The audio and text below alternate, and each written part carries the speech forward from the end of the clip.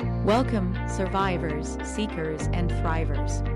I'm your host, Shari Leigh Roberts, psychic medium, energy healer, and living proof that you can transform your pain into power.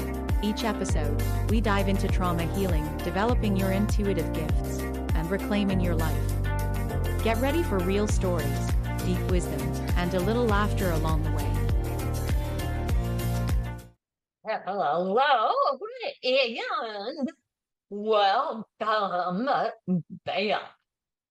Before I introduce my amazing guest, I want to say that she is in my new book, Broken to Enlightened. Now available for order on my website down below. Today, I have a dear friend, Marie Demres. Not only was she my oldest daughter's mother-in-law, but is my friend, and also one of the people who kept me from living in a box under a viaduct. Marie is in my book, but also in my acknowledgments. A little history about her. After 30 years in teaching special education in Michigan, she retired, and I have to say she is busier than ever, helping people on their healing journey in multiple modalities. She is also one of the kindest, most beautiful souls you'll meet. Welcome, and thank you for being here. Thank you, Shari. That's very kind, and I appreciate your invitation, and I'm glad to be here, and I'm glad to see you because I haven't seen you in a little bit. So, Yeah. thanks. And hey, where do you want to start? Where are you being called to start? Well, I think you gave a little bit about me. So, I think one of the things that I would like to talk about is my business, and my business is called Tapestry of Love. And I believe that my business operates organically through God's grace. And I think that's very important. I'm not like a really gung-ho coach where I'm like putting out a million um, uh, ads or anything like that. I do occasionally put ads on social media. I pretty much rely on that and my reputation and my contacts and God primarily to help people to find healing. And as you said, I use several modalities and work with God to help people to uh, find a place of peace and joy in their life. And many of the clients that I work with are simply looking for peace. And if they can get there, they're just so happy. So Yes. Yes. it's wonderful. And we go back. You are the daughter of an Italian immigrant. You talk about how you were brought up in a healthy, happy home, but lively. Mhm. Where take us from your childhood to high school, college. Okay. Yeah, so my childhood was full of people, a lot of people, um, mostly extended family and friends of the family, and all Italian. Italian was probably my primary language, or my first language, I should say, before I even learned English, because everyone in our household spoke Italian at Now, home. oh, Mhm. where did you grow up? I grew up in Detroit, north, I guess it was northeastern part of Detroit. And um, it was a beautiful place to grow up when I was growing up anyway. And my dad actually was a cabinet maker, and we built our own home.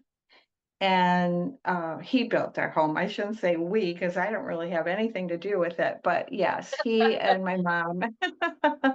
And so, yeah, he did all the woodwork on the inside. And then she did, she was very good at sewing. So she did like the curtains and drapes and everything that involves sewing. So they were very proud of what they had accomplished.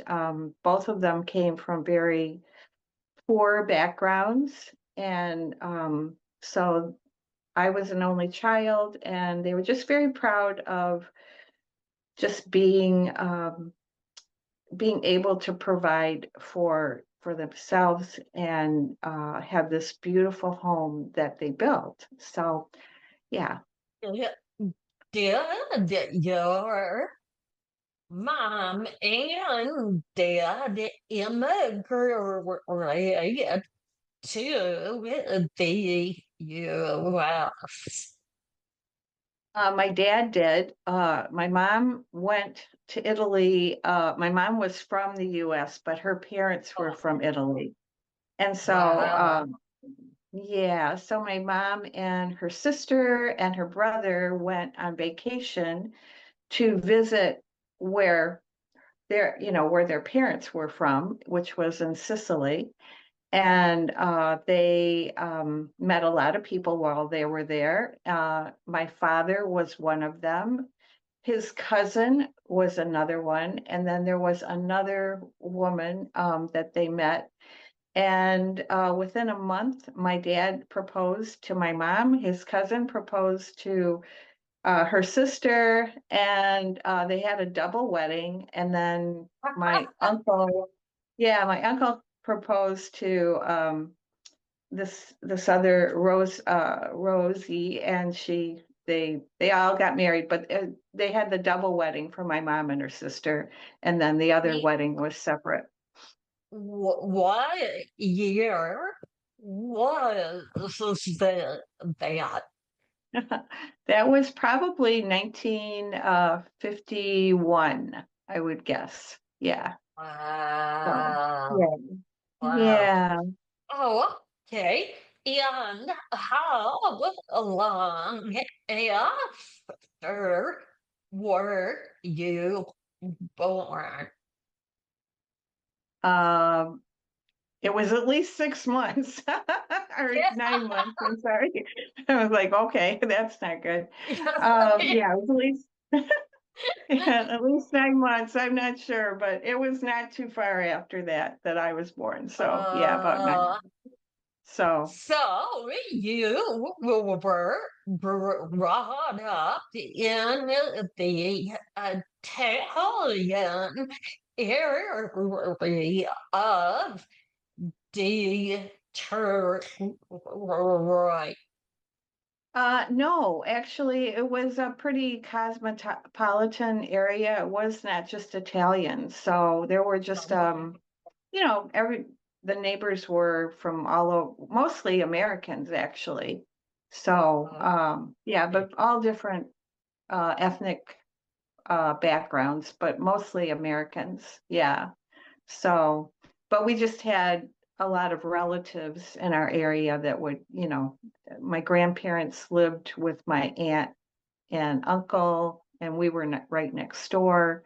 And so we were always together. So, yeah. Yeah. What brought you to being a healer? Someone who first wanted to teach and help. Where did that begin? And what age were you? Are you talking about the coaching? Now you're uh, college and then teaching your Oh, okay. special ed. Okay. Well, yeah, I went to college right after high school. Got a degree in psychology, not really very useful, even though it was what I was interested in, and thought about getting, a doctorate in psychology, but then um, kind of put that on hold as I looked for jobs. There were jobs out there. They weren't very lucrative as far as, being getting a lot of Yeah, money. So, yeah. but I took jobs, and then uh, worked for a little bit. And then my friend and I, who were working together, we quit. We actually quit at the same time, and drove around the United States for 2 months and visited our country. So yeah, a lot of places I hadn't been, and just we camped the whole time. Um, and then when I came Okay. back, Well, hold on. uh-huh. Talk about that. Where? did you go? And what guided you to where you went? Oh, I'm not sure exactly what guided us. We were pretty, free and uh, we had a little bit of a plan. We wanted to go all around the United States, so we literally went across the northern part of the United States, all the way to Oregon. And, just we had never really seen big mountains before. So we were just so excited to Yeah, see the mountains out in the west yeah. and go into Glacier National Park in Montana, um, uh, a Yellowstone National Park. Oh my gosh, just the beautiful areas. And then, we had never seen the Pacific Ocean.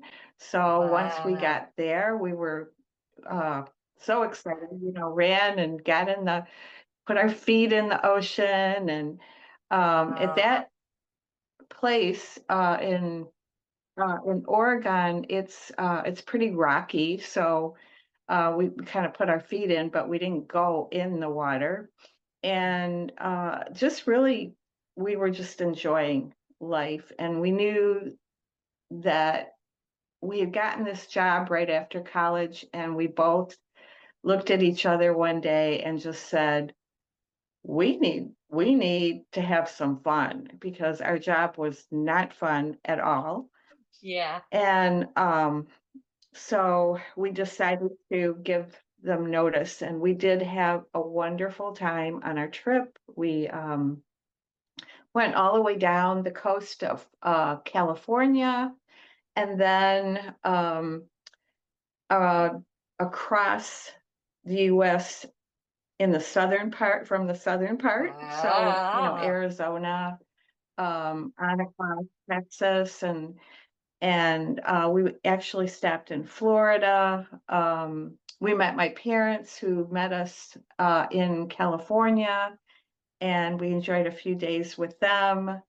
And then we went, like I said, we stopped in Arizona, saw her brother and daughter or sister-in-law, and then we went to Florida, saw my friend and her husband, went up the coast, the eastern coast, and visited her friend and husband in Maine. And then we came back to Michigan.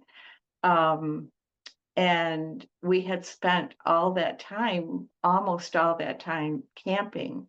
So once we got back home, sleeping inside was really not, I just felt like claustrophobic almost. So Yeah. I Yeah. remember like the first night, yeah, yeah, just going out in the backyard and um, bringing my blanket and pillow and sleeping outside.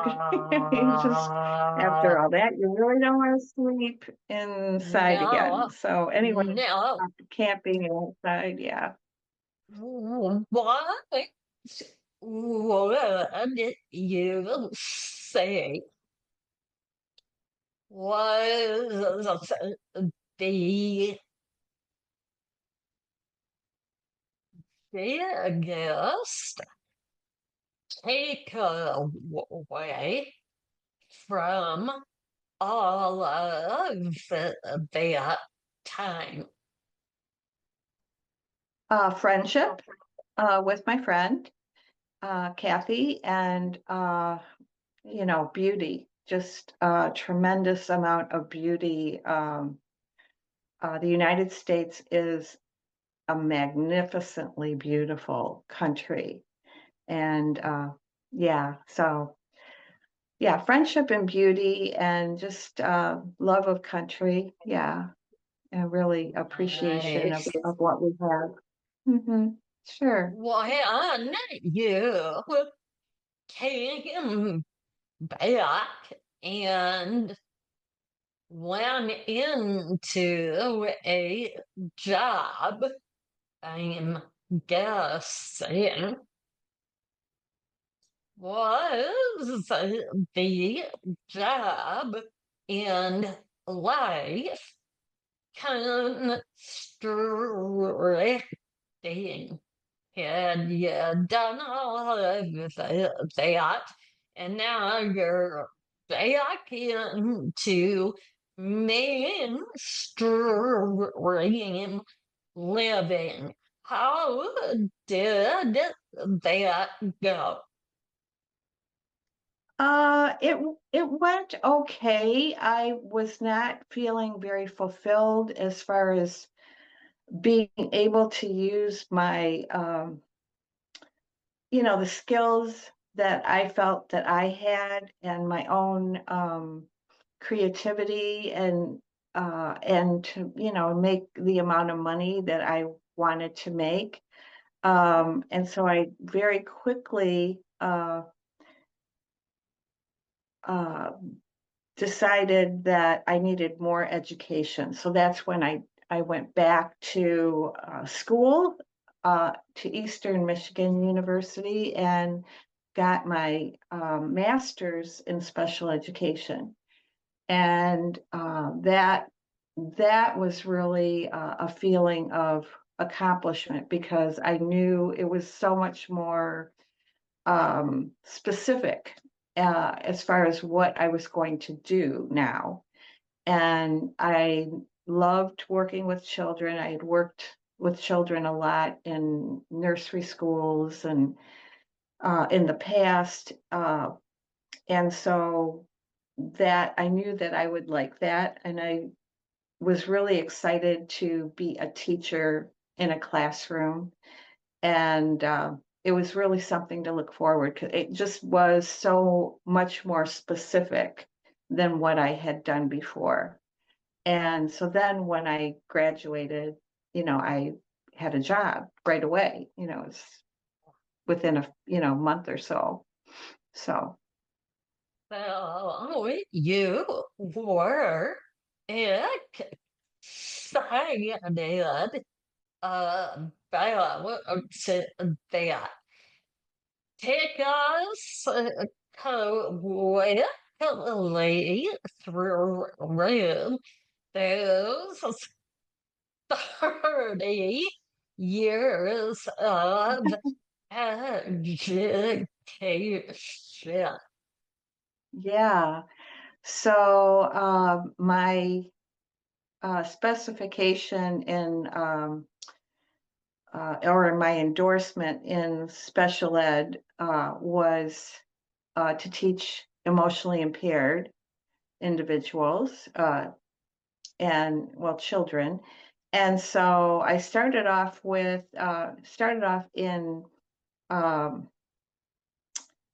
kind of like a preschool setting in the education system. And because special ed starts at birth, you can, and people who have a child who need services can, and if they notice right away, they can get special ed services from birth to 25 years old. Anyway, so I started off in like a preschool, like 3 to 5-year-old setting, and then eventually moved up with the children that I was teaching. So instead of getting a new teacher every year, they got me again and again until they finished elementary school. And then at that point, I decided to move into a different school. And anyway, I was still in the elementary program, but just in a different school. But yeah, so eventually I got into middle school. Middle school is my favorite age to teach. They're challenging people. They're they're kind of at the stage where they have, a thumb in their mouth and a foot on top of the desk. So they're kind of belligerent, rebellious, and they're still babies. Yeah. So Yeah. that's where middle Wow. school is, at least the beginning of middle school. And then you see them go from that stage to, being a teenager as they leave you and go into high school. And so it's very it's rewarding. It's really a beautiful process to see their growth and maturity. And then they go to high school and then they come back and they say hi, and they're so proud of themselves because they've like, Uh, they're big people, and yeah. you know they're Uh, not the little babies. So yeah, yeah. a lot of kids would come back and say hi, and you could just tell that they were proud of how far they had come, and they kind of wanted to show somebody who had seen them. Yeah. Awesome. Yeah. So I think, Uh, as a teacher, you see people grow, and both emotionally, physically, and spiritually. And the maturity that you see happening and also what they learn is amazing. So, to watch someone go from not reading at all, for instance, to being able to read is so fun. Really, really fun. So yes. the teaching becomes addictive, and I'm learning things that I need to learn in order to teach, and they're learning what they need to learn in order to survive. And so it's a beautiful exchange of growth in both of us. So I just always loved my job, teaching, and yeah. So Yeah, it is perfect in terms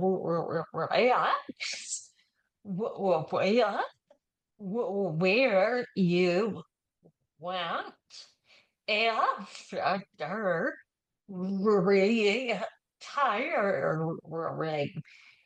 because everything you have done since is about teaching others, but adults primarily on multiple levels. Let's talk about all of the modalities that you're teaching and helping, but begin with the evolution. Did you retire and begin yoga, or what did you do? And where are you today? yeah, so after I retired, I just wanted to do whatever I felt like doing rather than having to get up or being told, when you're working, not that Yeah, you're being told, but you have to get up at a certain you time and you were. have to be there and Yeah, blah, blah, yeah, blah. yeah, So it's just nice to be able to kind of feel that out and figure out what I like doing. And I started taking yoga classes, which I absolutely loved. I had never taken yoga ever before. And anyway, eventually decided to take the yoga teaching course so that I could teach yoga, and became as a registered yoga teacher. So, and then I taught in several studios. But what I found through yoga is it's way different from teaching in a classroom, because everybody's moving and you're instructing people to move together, and that's just like a beautiful process. So Yeah, but yes. when you're doing yoga, it is, yeah. It's when you watch a yoga class, I mean, there's such a beautiful, it's like watching a ballet almost, because everybody's doing, the same thing at the same time. And then there's music. It's just very, and really super warm in there. It's very comforting. And so as you're doing your yoga, you establish this breathing practice, which is primarily what yoga starts with, is the breathing. And you find that that kind of centers your nervous system, starts to regulate the nervous system, and gets your brain focused into your body, so that the mind and the body become one and the movement becomes one. And there's this amazing focus that you may not, ever have noticed in your life before that. And that becomes what you're doing during your practice. And then when you get done, there's this feeling of just being grounded and aligned, and calmness and joy, and maybe like a release of any tension and stress. And, there are a lot of psychologists who really recommend yoga as part of somatic therapy, as part of a healing process. And so, Oh, yeah, that's yes. a beautiful thing about yoga.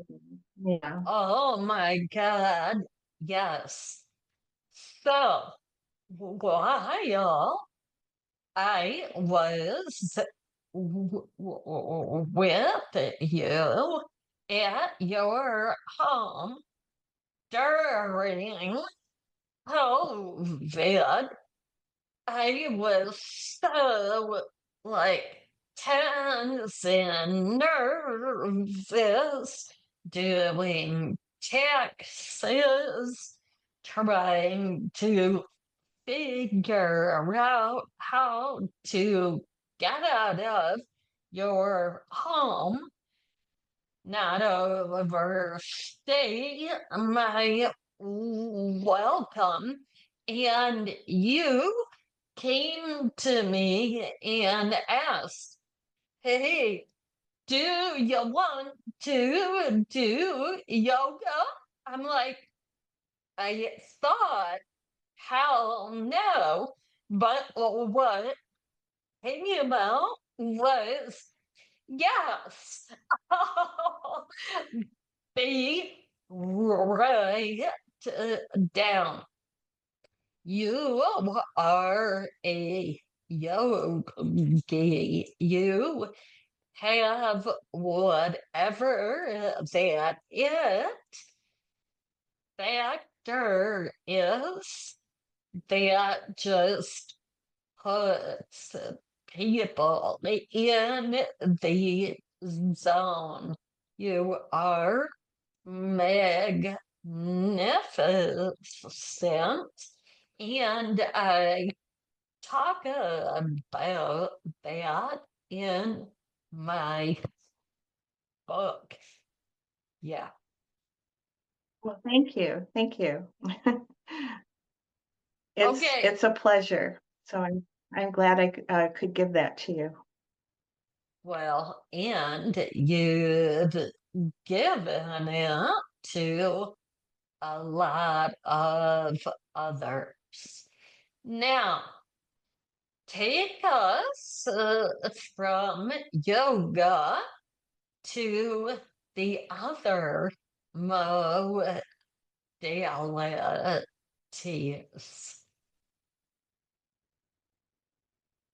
Yeah. So during COVID, we were a bit restricted. So yoga classes were stopped and I was doing them online. And but I had a lot of time on my hands. And so one of my friends, my dear friend, Bethany Perry, teaches people how to be coaches. And so she had sent me an invitation to, find out more about it. And at first I was like very reluctant. And then I thought, well, how, why am I reluctant anyway? And it just kind of kept coming back and back to my mind. And so, as you know, sometimes God brings things back to you and back to you because he's trying to give you a hint that maybe this might be something that would be beneficial. So Yeah.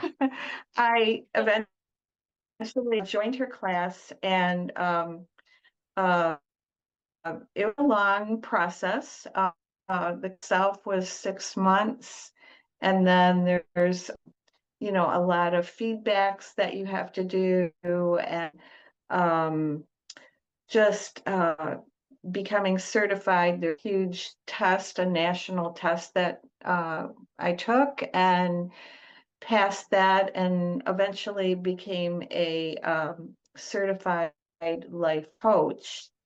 Um, my journey as a life coach has taken me into several different modalities as far as coaching is concerned. And my purpose in coaching is to help God to heal people or to be in certain situations um, that God, if he needs someone to help facilitate the healing, that I will help him. So I am not healing, God is healing. I am simply and humbly his partner. And I do it with love, um, intention, attunement, and a lot of skills because you have to be responsible. I feel I have to be responsible as a Yes. coach to learn everything Yes. I can possibly learn. Yeah, Right. so I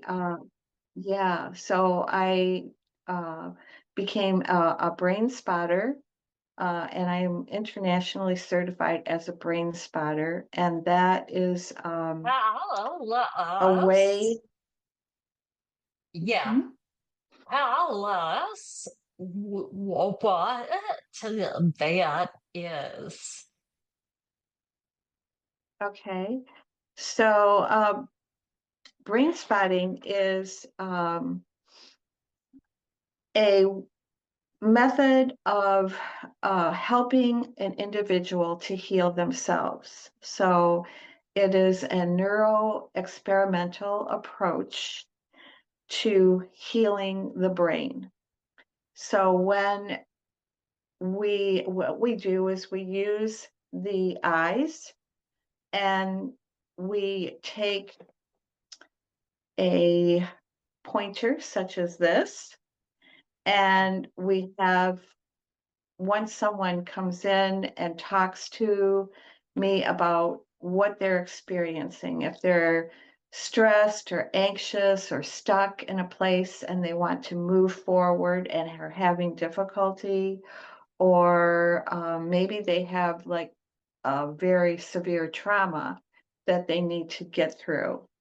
Then we talk about that. We talk about where they feel that in their body, how extreme it is, and we kind of give it, well, we do give it a rating from 1 to 10.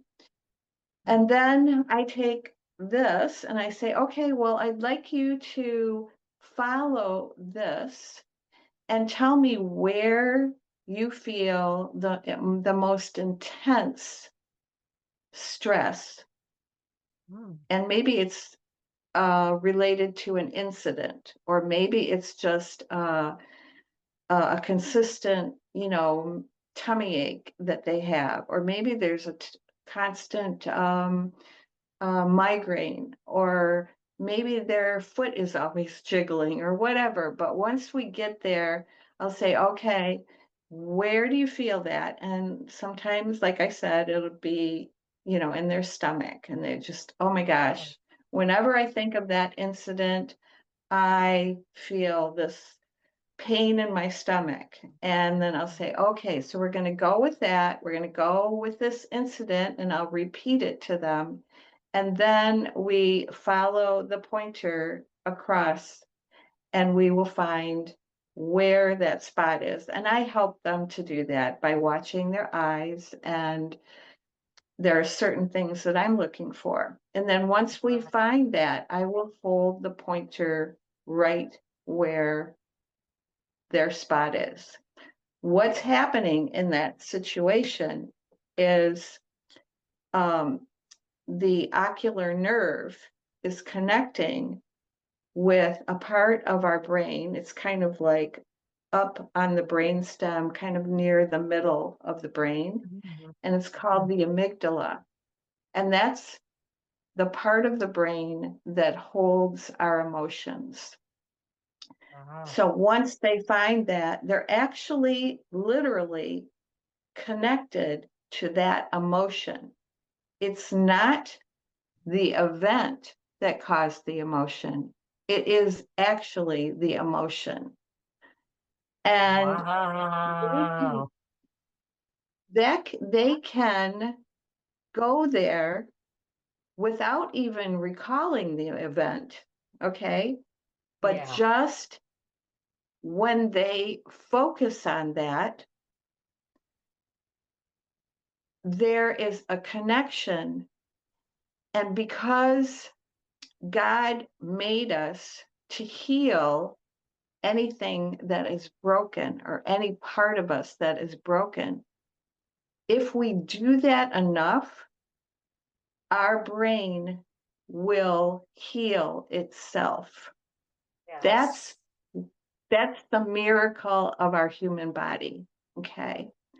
And so that's what I help them to do.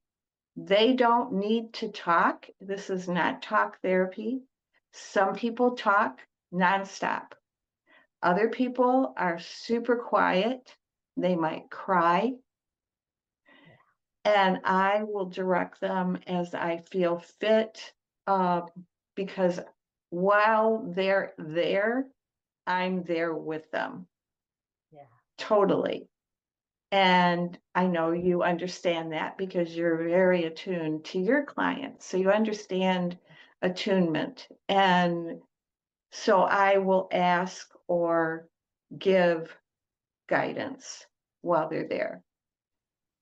And so that's what brain spotting is. That is an fantastic healing modality. Only admit when we met a year or so ago and talked about our healing methods. I thought yours was kind of out there in maybe not that good. I was so wrong. It is powerful, particularly to the people that gravitate to you, or likewise to me. People have their own healing journey, and that is what is key. Follow where you are guided, whether it's me, Marie, or someone else. Go, go with it. Right. So much. Yes. And you truly do have gut feelings or intuitions. Everyone does. Yep. And it's interesting to know that our gut sends more messages to our brain than our brain sends to our gut. So, so we are getting messages from our body, and it's important that we are able to receive them and listen to not only our body but our spirit. Yeah. Amen. In conclusion, well, I can't believe we're on an hour already. Yeah. Tell everyone how they can contact you. Also, give us your final words of wisdom. Yes, so you can contact me through my website, which is www.mariedemres.com. And there's all kinds of little buttons you can press on there to get an appointment or just email me. If you do email me, just put coach in the subject, and that way I will, I for sure will see your email, because as you all know, we get a lot of email that is not related to anything that we really wanted to look at. And so that helps me to find the email. And that's me, Tapestry of Love. And basically, if you are feeling that your life is kind of in a tangled mess, contact me and I will help you to weave it back together. Nice. Thank you so much for being here and all that you do. Thank you, Shari. I really appreciate your time and for this beautiful podcast. You do a wonderful job. I loved it. Yeah.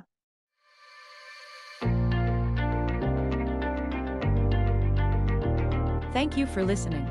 If today's conversation resonated with you and you're ready to explore your own healing journey or intuitive gifts, I'd love to work with you. I offer psychic medium readings, energy healing sessions, and intuitive development guidance at shariroberts.org. And if you're not quite ready for a session, but want to be a part of the conversation in a supportive community, join my private Facebook group. The link is in the show notes. You can also connect with me on LinkedIn, Facebook, and Instagram. This is Shari Leigh Roberts. Until next time, remember, you're never alone.